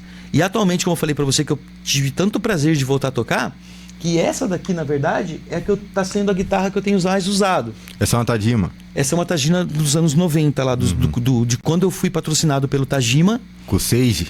O Seiji. Seiji Tajima. Então, eu voltei a ter prazer de tocar quando eu peguei essa guitarra. E tem uma outra dessa, uma creme, que é bem Jimi Hendrix, que são as duas que eu tenho tocado com tesão agora, com prazer mesmo.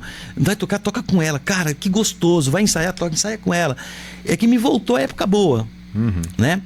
E essa daqui é mito, lenda, então eu não posso mais pegar. E todo mito, lenda fica guardado na sua prateleira, né? Não, fora que ela tem uns detalhes, não sei se eu posso falar, mas tipo, os traços dela são em ouro, né? É pérola mesmo, aquele escudo ali é pérola, madrepérola, né? Os trastes não são em ouro. O banhado, na verdade é assim, alguma coisa assim. Na verdade é assim, ó. A ponte, os parafusinhos daqui, as tarraxas, e cada parafusinho são banhados em ouro. Ah, tá. Eles são banhados em ouro. Esse escudo é de madrepérola, essa parte é de madrepérola, e todas essas flores daqui são entalhadas com madrepérola. E todos os hardwares, os componentes dela são exatamente o que o Steve Vai usa. Não tem diferença nenhuma pra dar o tom dele que ele usa. Até porque eu fui o primeiro a ter... foram feitas 100 guitarras na época no mundo, dos Estados Unidos para o mundo. E essa é uma das primeiras que, além de tudo, ela vale muito porque ela é uma das primeiras. Qualquer colecionador quer essa guitarra. Hoje em dia, quantas guitarras no mundo você acha que tem desse modelo, Steve Vai? Ah, não. É assim, ó. Ela tem várias épocas. Saiu em várias linhas. Saiu em várias linhas e várias épocas. Mas essas valem mais, porque elas são idênticas do Steve Vai. Entendi. Da época. Entendi. Então é assim, ó. Outra coisa que você falou é do escalopado aqui, ó. Os 4 últimos são escalopados, ó. Né? Isso dá outra pegada. Diferença fazer solo, né? Então, é assim, ó. Essas primeiras saíram idênticas a que o Steve Vai desenhou. E elas saíam feitas nos Estados Unidos. Elas são japonesas. O Japão que tinha a concessão de fazer. A Ibanez é japonesa, né? Então, a Ibanez é americana, mas com concessão total ao Japão. Entendi. Então, quando eles fizeram, o Japão fabricava e mandava para os Estados Unidos de volta para eles comercializarem. E eu comprei 2 Estados Unidos vindo para cá. Entendi. Porque o Japão só fabricava. E as saídas eram todas via Estados Unidos. Aí depois, mudou-se o diretor de fabricação dessas guitarras. E elas começaram a vir com o nome dele atrás. Tem o nome da fabricação. Você pode ver que ela tem um risco aqui atrás, um friso, para mostrar as diferenças. Então, aí depois elas foram mudando, a ponte mudou, o sistema mudou. E hoje ela nem é bem vista. Mas essas são as mais procuradas. E voltando um pouco no que você falou dos guitarristas e tal, quais são suas influências assim, de guitarrista que você acha, tem os guitarristas tal que foram fodas? Então, em 1990, quando eu decidi fazer conservatório, estudar, tinha um músico aqui em Avaré, eu vou até citar isso, eu posso citar o nome, porque eu sempre gosto de reverenciar quem me ajudou muito, né? Então, esse músico, ele chegou em mim, que é o Guto, né? O Guto chegou e falou assim, ele era policial em São Paulo, e eu viajava com ele para estudar lá em São Paulo. Sim. E inclusive foi ele que me indicou o Eduardo Danui para fazer aula. Lá em São Paulo? Lá em São Paulo. Eu ia para estudar em São Paulo. Então toda semana eu ia com ele viajar. Ele era policial, eu viajava semanalmente com ele. Que ele me levou lá. Ele me levou no Edmar, que era o cara que tinha acesso ao Edu, para perguntar onde que dava aula, aquela coisa toda. Então, o primeiro guitarrista que eu ouvi profissional, que me deu esse conceito de profissionalismo, foi o Eduardo Danui. Aprendi com ele, né? Aí depois ele foi minha primeira influência profissional. Eu tinha outras, né? De música, o Iron Maiden já era minha influência. Se for para falar de música, as minhas influências eram Iron Maiden, Black Sabbath, Judas Priest, David Gilmour do Pink Floyd, tem um monte de coisa que já gostava. Jimmy gostava? Um Hendrix? Nossa, demais. O cara era muito demais. fera, né? Até porque ele era canhoto, eu sou canhoto, eu esperava, né? Então, mas foi em 91 que eu acho que eu comecei a mudar minha concepção. Foi quando eu descobri que existia Steve Vai e Joe Satriani. Então, inclusive o Joe Satriani já foi professor de Steve Vai. É isso que todo mundo fala, viu? O Joe Satriani que ensinou o Steve Vai a tocar. Exato. E aí, em 98, mais ou menos, não isso, mas mais ou menos 95, mais ou menos, o Metallica começou também a fazer muito sucesso. E foi a primeira banda pesada, porque assim, eu acho que Metallica é mais pesado que Iron, na minha concepção, porque é um hard rock do Iron, que é até fácil, e o Metallica veio com um negócio pesadão. E eu não gostava, que nem assim, as pessoas ficam indignadas comigo de falar isso, mas eu não gosto. Eu conheço, mas se eu tiver que tocar alguma coisa, eu toco. Mas assim, Pantera, cara, não consigo ouvir, né? Anthrax, que é famoso, Big Four, né? Que é Metallica, Anthrax, Slayer e Pantera. Os 4. Cara, Slayer não sei nenhuma música, nunca ouvi. Nossa. Pantera eu sei uma ou duas, mas não ouço.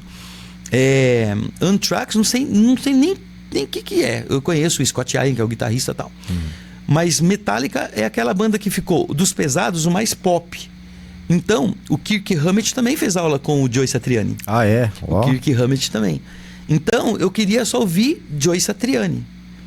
Então foram coisas que me moldaram. Por exemplo, você toca um Joe Satriani? Manda alguma coisa aí. Quando eu comecei a tocar, eu queria tocar isso. Eram acordes difíceis, né?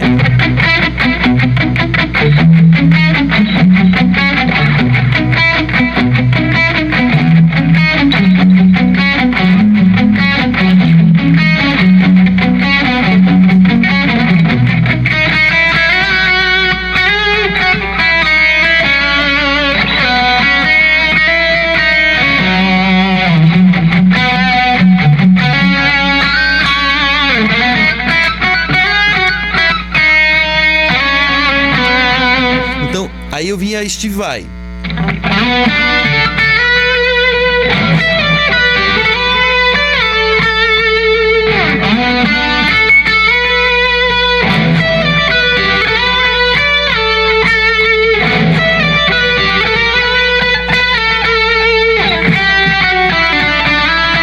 Então tem várias músicas, por exemplo, eu gosto. Essa é boa, Joe Satriani, né?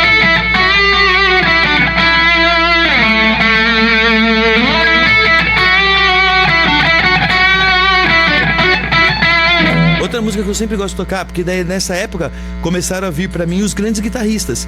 Por exemplo, eu gosto do hino do Top Gun, porque o Steve Stevens, ele marcou uma geração de guitarristas. Todo mundo queria tocar, né?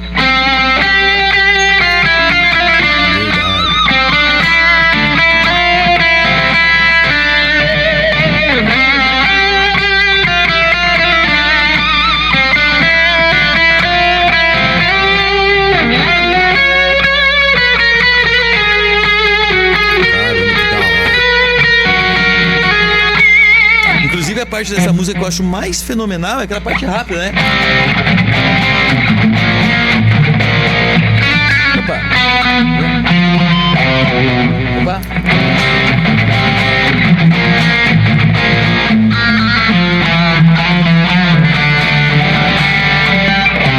Acho muito legal. Só pra dar um gostinho pra você, só pra você ter uma ideia, essa guitarra não tem alavanca. Certo. Então, segura um pouquinho pra você ver. Essa guitarra é super top. Mas olha lá, pra tocar essa música, já tem que ser essa guitarra. Porque daí, na própria música, ele faz esses tipos de alavanca, assim, né? Olha lá.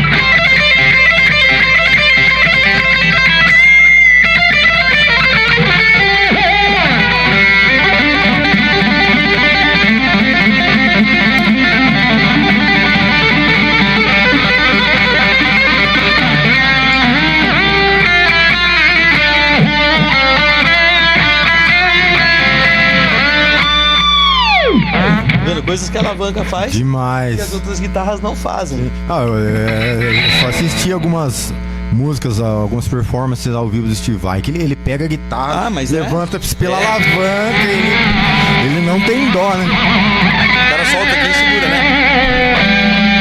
Mas a alavanca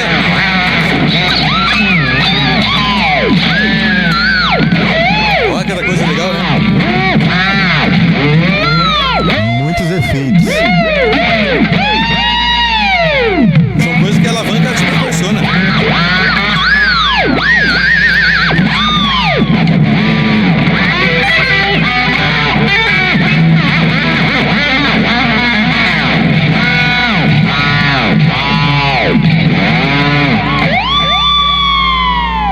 São coisas que a alavanca te proporciona. E é um tipo de guitarra que é diferente dessas todas, entendeu? Então, pra tocar determinadas músicas, é melhor mesmo tocar com essas aqui.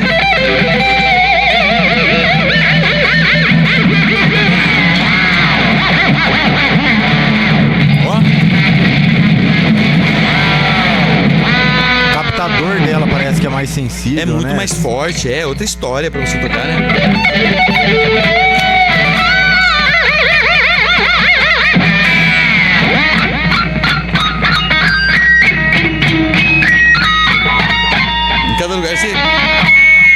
Em cada lugar você busca som, tá vendo?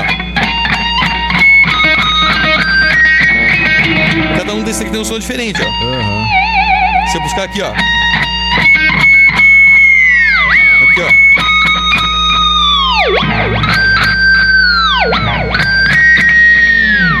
Então é uma guitarra muito versátil, que você busca tudo na hora que você quer. Que bacana, parece que o harmônico dela é mais ali do meio, do captador do meio pra trás ali, que é mais fácil pra fazer Aqui? um harmônico, é? Não, você pode pegar em qualquer lugar, desde aqui, ó. Ó. Não tem lugar certo, né? Até pra trás tem, ó.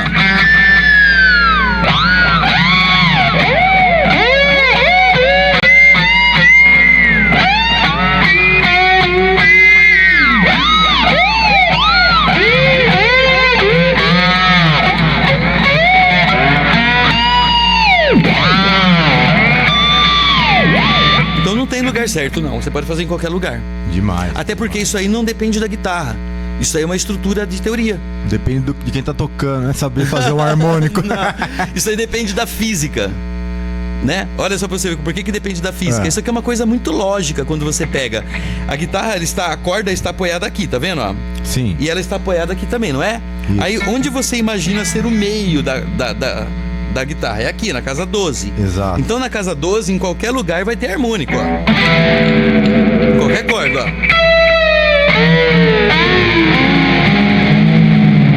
Aí eu já sei que aqui tem. Agora se eu pensar, qual que é a metade daqui até aqui ou qual que é a metade daqui até aqui? A metade daqui até aqui é aqui, ó. Então aqui também vai ter, ó.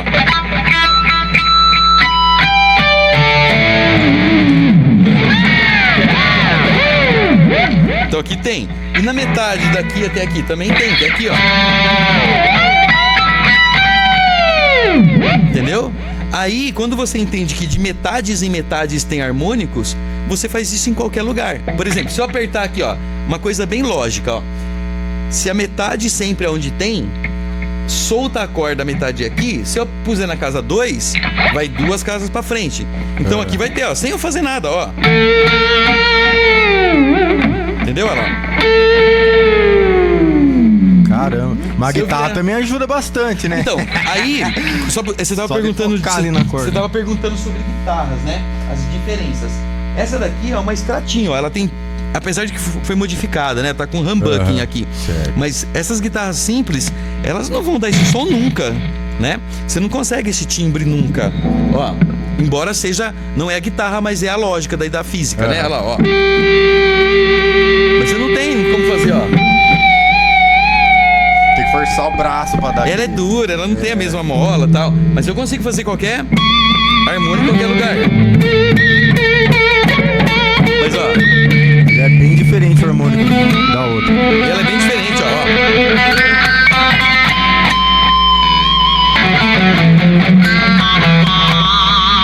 Mas o som é muito diferente. Isso aqui fica mais legal, essa guitarra, por exemplo, fica mais legal pra você tocar tocar um Dire Straits, né? Ó.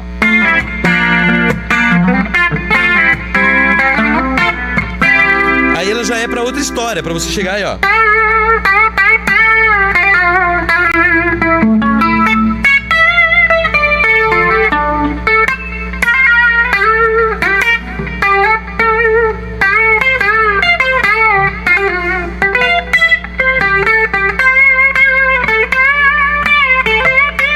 Tá vendo? É toda diferente, ela é outra diferente. estrutura.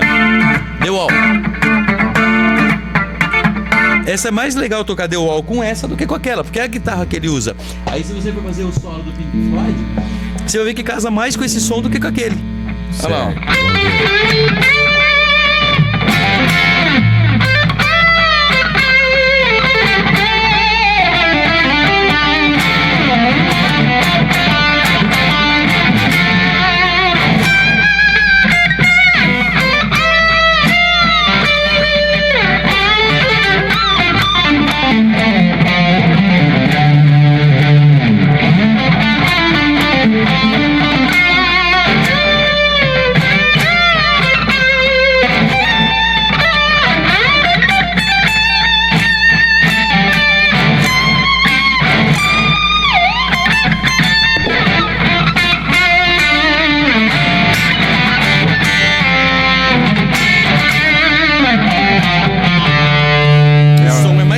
É mais semelhante ao timbre dos caras, né? Então é assim que Bacana. funciona. É assim que funciona esse lance de guitarras. Você pode ter vários tipos de guitarra e depende da música que você vai tocar, você tem que trocar de guitarra. Porque senão você não vai conseguir uma timbragem mais próxima. Sim, digamos que é uma personalidade da guitarra, música. da música. Da música. Tem que ter uma guitarra apropriada para aquela... A música foi criada daquele jeito, se você quiser parecer, tem que ser aquela guitarra mais semelhante a ela, senão... essa aí que você está na mão, por exemplo, pode notar que elas são 2 humbuckers, né? 2 duplos. Elas nem tem o do meio, nem tem o do meio. Essa guitarra aí, ela não fica legal com sons limpos. Ela é uma guitarra para tocar só mais Iron Maiden, mais coisa pesada, com distorção o tempo inteiro, né? Ela me lembrou um pouco do formato daquela guitarra transparente do Joe Satriani. Sim, ela tem a mesma forma mesmo. Nossa, é bacana, bacana. Paulinho, já tá dando quase 1h30 de podcast, mas vamos pros finais aí, falando um pouco... Das viagens que a gente falou, né? Quero saber das viagens do seu livro, né? Vamos começar por onde? Pelos livros? Então, na administração, eu venho trabalhando com pessoas e eu venho trabalhando na área comportamental, que começou lá, por exemplo, nos anos 90, quando alguém arrancou a cueca de alguém por cima, eu já notei o comportamento ali. Um comportamento estranho. E daí, eu escrevi um livro sobre comportamento. Ele vai ser lançado lá na faculdade UniFSP, ele está em fase de diagramação, já indo para gráfica. Então, talvez até junho agora, ou julho, vai ter o lançamento, aviso vocês publicam aí e vão participar comigo do lançamento lá. Certo, vai chegar legal, as unidades físicas, vão chegar, né? As unidades físicas mesmo, e trata-se sobre comportamento. Certo. Mais Jung, assim, vamos dizer, comportamental, cara, behaviorista. Não, porque assim, como eu tô fazendo o lance de querer fazer psicologia depois, embora eu conheça aí Jung, Freud, essas coisas todas, cara, foi um insight que eu tive de mim mesmo. Eu desenvolvi uma tese. Entendi. Eu desenvolvi uma tese comportamental que eu consegui encontrar palavras e eu acredito que eu tenho entendido como que o ser humano haja. Ele age, né, no dia a dia. Sim. E eu fiz uma série, são 8 passos que eu descrevo no livro. Certo. São 8 passos que eu acho que o ser humano vive aqueles 8 passos. São 4 passos que vêm de fora para ele e os 4 passos de como que ele externaliza aquilo, como que ele joga para fora aquelas coisas que ele recebeu. Então eu consegui fazer uma na área comportamental. Eu acredito que ainda, ao meu ver, ele não tenha nenhum pensamento filosófico ou de lado, né? Brincando até de esquerda, de direita ou central. Ele é um pensamento meu e você não acha na internet em lugar nenhum. Entendi. Você pode... até tem uma pessoa... A teoria sua, da sua cabeça. Da minha cabeça, da minha cabeça. Foi algo inédito. Inclusive eu recebi os parabéns quando eu fui fazer o ISBN, que é a autorização que você recebe, aquele código de barras que tem atrás, para ver se ele é realmente inédito ou é um plágio. E eles me mandaram um parabéns falando que o livro é inédito, que é alguma coisa que não se fala ainda. Eles me deram os parabéns porque, cara, que conteúdo não existe. Ó, que legal. Nada, então eu tô bem empolgado com isso. E até quem tem uma cópia desse meu livro já viu, é um professor famoso chamado Fabiano Moutinho Quaresma. Ah, esse cara aí, vou falar pra você, né? Edão, ele casou com uma moça bonita de Avaré também, chamada Marissa. E... É meu cunhado, minha irmã. E eu costumo chamar ele de Lindeuso grego. Ele é meu lindeuso, ele é uma mistura de lindo com deuso e grego ainda, grego que são os ainda. mitos, né? Uhum. Os mitos da mitologia aí são os maiores, são os gregos. A mitologia, um dos maiores são os gregos, né? Todos os deuses gregos, e ele pertence a esse. E ele já deu uma olhada nesse conteúdo do livro, ele tá por dentro do que rola. Ah, é? Que bacana, que da hora. E falando um pouco das viagens. Aí eu tive Agora. a oportunidade de... Aí o Edão vai colocar as fotos pra gente. Bora ali. lá. Aí foi o primeiro país que eu fui, Olha que são que os lugar. Alpes suíços. Aí eu chegando de avião na Suíça, eu que bati essa foto. Pode parecer que não, mas fui eu. Mereci um prêmio fotográfico. Caramba, também, né? Ficou uma foto. Eu fui no verão europeu, e mesmo assim, os Alpes nunca derrete as neves lá, né? Mesmo no verão, ó. E todo mundo vai perguntar, viu, mas foi a música que levou você lá? Sim e não. Foi porque assim, era pra eu tocar num casamento na Polônia de um cara de Avaré, que ele casou lá faz 14 Olha anos que que ele legal. mora lá, e eu fui tocar no casamento dele. Então, primeiro, daí ele, a família dele, tudo assim, né? Na pessoa da família dele, me ajudaram a ir pra tocar lá, né? Me financiaram, né? Então, eu tive que passar primeiro pra Suíça, 2 dias na Suíça ali, passa foto. Aí eu chegando de avião, só pra mostrar do avião. Esse avião, a minha cara de feliz, porque eu tinha medo de altura. Né? Mas depois, quando eu comecei, eu vou fazer uma piada interna, tá? Quando eu comecei a ganhar coragem e altura, soltei de paraquedas, depois eu sorrio. Daí eu dou risada, você vai entendeu? sorrir, verdade. Aí eu vou sorrir. Aliás, acho que é uma das únicas fotos que a gente Que eu viu tô ele sorrindo. Não precisa Já dizer vai por quê, aparecer. piada interna, hein? Não piada vai me interna. revelar assim. Tá. Passa. Aí eu fui. Olha Na isso. verdade, depois eu já falo dessa foto, não precisa mudar, não, pode deixar aí mesmo. Mas é que daí eu fui tocar na Polônia. Eu fiquei 7 dias na Polônia pra tocar nesse casamento. Da Polônia eu fui pra Holanda, que eu fui conhecer a Holanda, porque eu tava indo pra Inglaterra. Aí já é Inglaterra.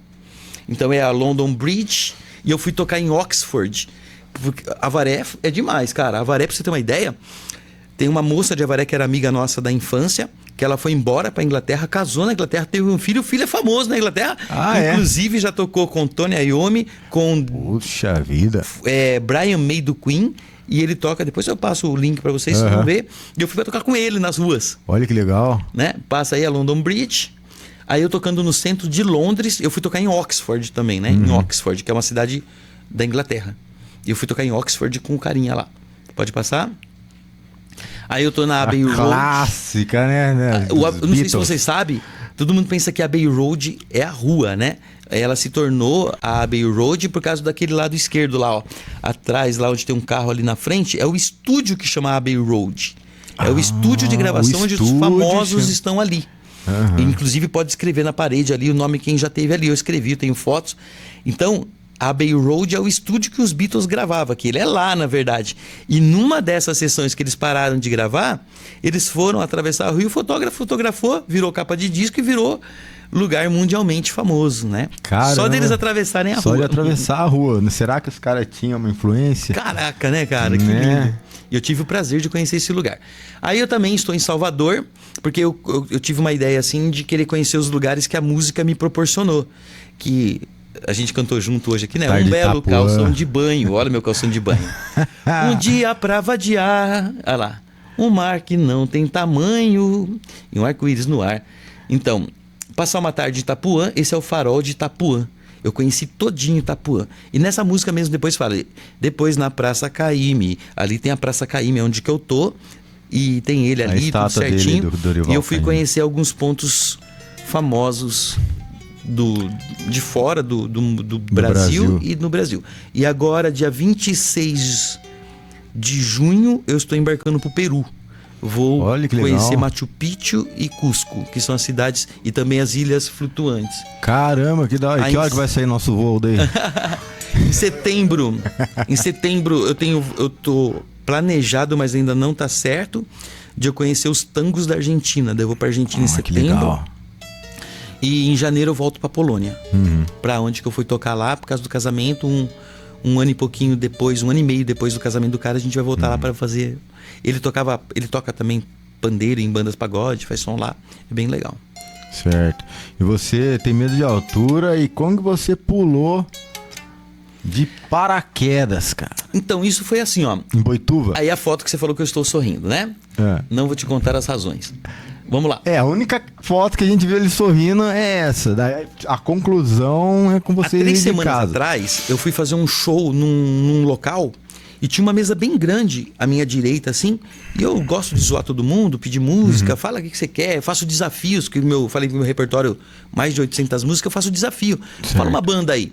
O cara fala banda, eu toco. Se eu não sei tocar a música que ele pediu, eu toco algo da banda. E se eu não sei, eu quero aprender. Entendeu? Então eu acabo tocando. Aí eu zoei muito essa mesa quando eu descobri que o dono da mesa ali era o dono da escola de paraquedismo, lá de Boituva. E foi aqui em Avaré, na Represa, que eu conheci ele. Entendi. Aí ele falou, não, eu quero que você é demais, fenomenal, tá? Eu quero que você vai tocar lá na minha escola de paraquedismo, que vai ser domingo agora. Dia 18, agora eu vou pra lá. Ah, é? Esse próximo domingo eu vou tocar lá nesse Que lugar legal. aí. Aí eu tava em São Paulo, eu fui tocar na quinta-feira lá, aí no domingo eu tava tocando em São Paulo. Aí ele falou pra mim, passa aqui em Boituva, eu quero que você conheça aqui antes pra gente fechar as coisas. Eu fui conversando, ele pagou almoço, ficou lá e tal. Aí ele falou, não, você vai saltar hoje. Eu falei, cara, eu tenho medo de subir dessa altura aqui, ó, na cadeira. Jamais saltaria. Ele falou, não, você vai saltar porque eu tô te dando de presente, não vou cobrar nada de você. Eu quero que você sinta e que você divulgue pra todo mundo que não tem perigo, que é legal e tal. Eu falei, cara, eu vou morrer lá em cima porque eu tenho medo de altura, eu não vou conseguir. Não, você vai, nós vamos fazer o treinamento antes.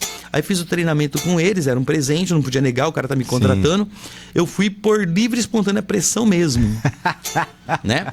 Lógico que quando eu cheguei lá, esse daí foi meu instrutor. Sim. Aí quando ele grudou, eu bem firme mesmo, assim, né? Que ele coxou eu. É por isso que você tá sorrindo. Isso. Entendi. Aí ele falou assim, eu vou te empurrar do avião, vambora. Ele me empurrou lá de cima, caímos. Os primeiros 20 segundos foram agonizantes, mas não por causa de medo, por causa do ar. A velocidade é tão grande que você não consegue respirar. Entendi. E não de nervosismo. A massa de ar é muito forte e você perde, fica ofegante. Aí quando eu consegui respirar, curti, aí tava sem abrir o paraquedas ainda, ó. Uhum.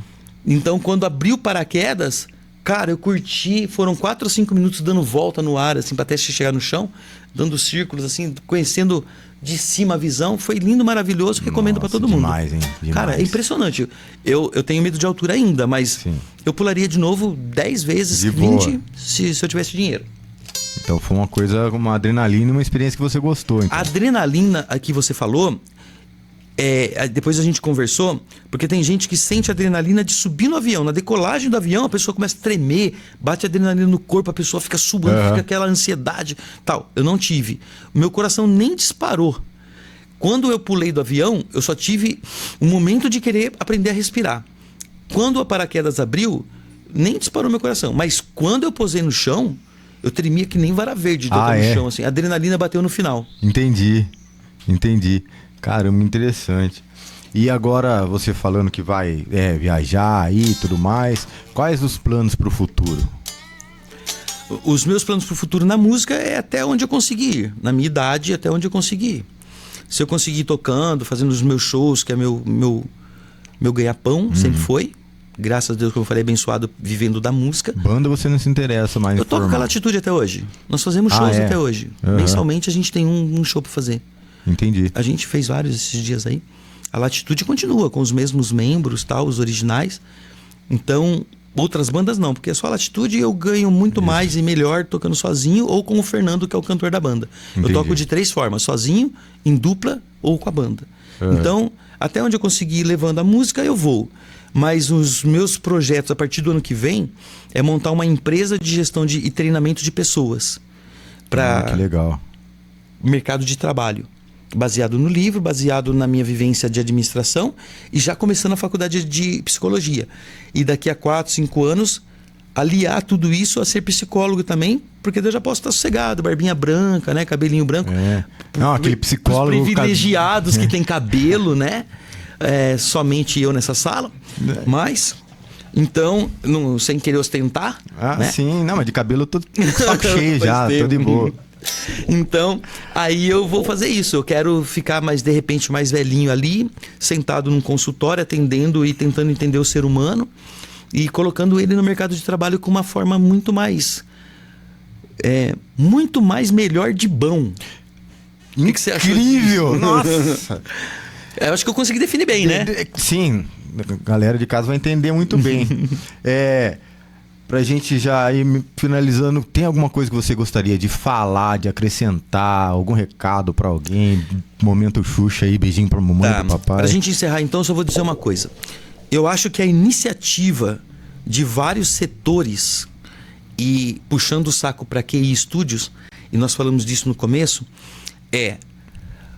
arte é uma coisa desvalorizada. Não é só na guitarra ou só músico. Todo tipo de arte é muito desvalorizado. O artista em si, O artista em si é desvalorizado. E às vezes a gente vê que o Brasil é um país de desvalorizar muito, né? Então, o que eu queria dizer? Essa atitude de vocês de fazerem e me presentear. Primeiro eu queria dizer que vocês estão me presenteando com isso. Obrigado. Porque eu sei que isso tem um custo e todo custo deve ser levado em consideração. Né? E é muito caro ter um custo. Eu estava falando com vocês hoje. Por exemplo, eu sei o valor de um microfone desse. Eu sei o valor de uma câmera dessa. Para montar uma estrutura como vocês montaram, uma televisão é caro.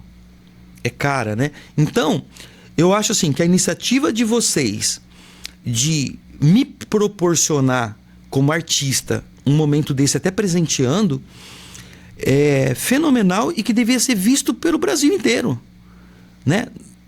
Todo mundo tem que ter uma iniciativa que nem a de vocês. Então eu espero que vocês cresçam pra caramba, né? Conheço os dois já. Eu espero que vocês também sejam valorizados, porque é uma arte também de vocês. Arte. E como toda arte desvalorizada, muitos não vão querer dar o valor real que isso merece.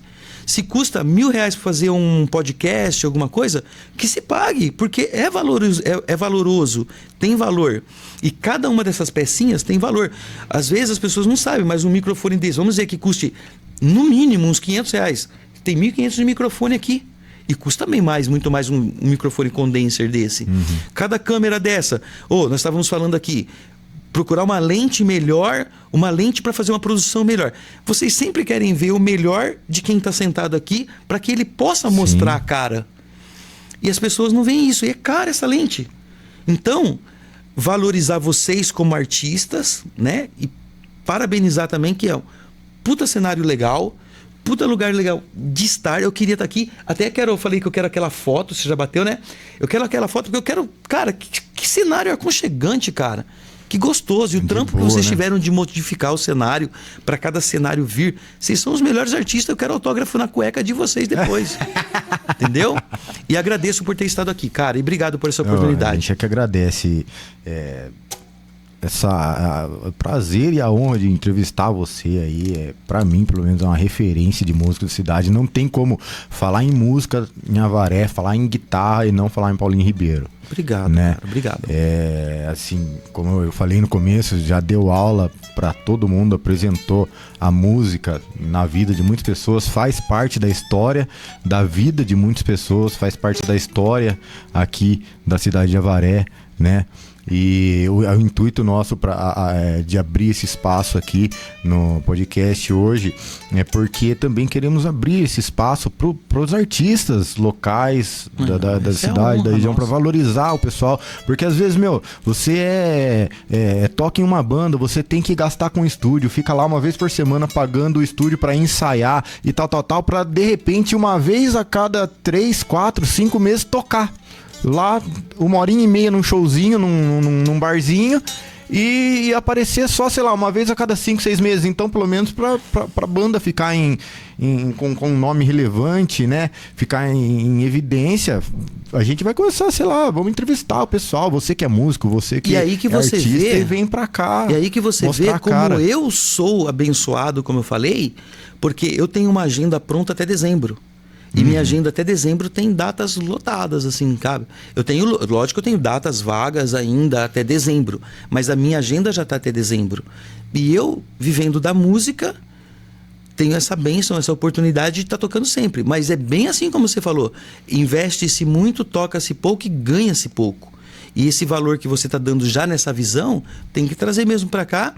Mas essas pessoas que vierem para cá também têm que entender que o seu valor de fazer um podcast desse também tem valor. É uma arte também, que eles têm que investir nisso.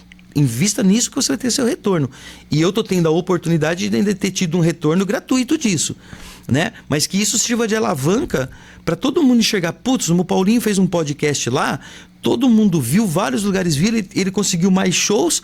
Vamos pagar um para fazer, porque vou ter retorno. Porque dá retorno, com certeza. Cara. Quem não é lembrado, quem não é visto não é lembrado. Quem não divulga vira pulga, né? Ah lá, entendeu? Então eu te agradeço por isso e que venham todos os músicos para se mostrarem num lugar perfeito para isso. Nossa. Obrigado. Perfeito. Bom, e para encerrar então, eu vou relembrar a época que eu fazia aula com você e vou me vingar aqui um pouquinho. Ai, meu Deus. Então é assim, ó. Aquela ali é a câmera, as câmeras estão aí, o microfone tá aqui. Vai finalizando o podcast aí, eu vou precisar ali atender uma pessoa, eu já volto pra ver se ficou bom. Põe a guitarra em pé então. Põe a guitarra em pé aqui, ó. É sacanagem, sacanagem. Né? Eu pensei que era verdade, já ia tocar uma música assim, ó. É aquela coisa de fazer aula de música, né? Não, é simples assim, ó. Ah, e vai embora. Faz aí, vai treinando. Eu vou ali, eu já volto pra ver se você tá bom. E ficava lá. Amanhã anoitecia e tava lá. Você não pode contar esses podres no ar. Já que ele encerrou então, Edão, com esse podre, eu quero encerrar um podre. A mulher mais linda de Avaré é a irmã dele. É isso aí, pessoal. Espero que todos tenham gostado desse episódio aí, num cenário mais descolado, mais descontraído aí, pra gente receber esse movimento cultural e artístico da nossa cidade, da nossa região. E ficamos por aqui. Até o próximo episódio.